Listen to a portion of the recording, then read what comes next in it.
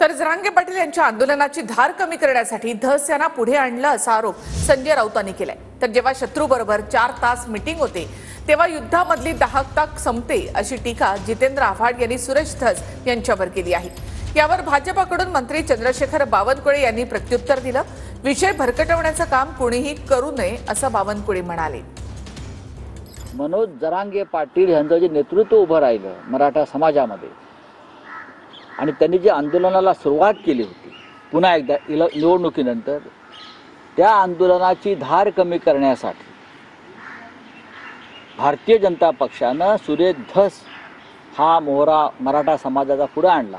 कालच त्या ठिकाणी स्पष्टीकरण दिलं आहे, वारंवार या प्रश्नातून जायचं नाही तर राजकारण करू नका। मला वाटतं की हे भरकवण्याचं काम कोणी करू नये। सर्वांचं एकच उद्दिष्ट असलं पाहिजे की संतोष देशमुखाचा जी हत्या आहे ती या महाराष्ट्राकरता अत्यंत ती गंभीर घटना आहे। त्या घटनेकडे सर्वांनी बिना राजकारण बघितलं पाहिजे। या घटनेचं राजकारण होऊ नये। ज्याला तुम्ही शत्रू मानून त्याच्यावर हल्ला करत होतात त्याच शत्रूबरोबर जेव्हा तुम्ही 4.5 तास बसता तेव्हा तुमच्या युद्धातली सगळी दाहकता तीव्रता संपते। सुरेश धसचा वापर जरांगेंचं महत्त्व कमी करण्यासाठी बघा, सुरेश धस हे चांगले वक्ते आहेत। सुरेश धस हे एखाद्या मोठ्या जनसमुदायाला खिळवून ठेवू शकतात।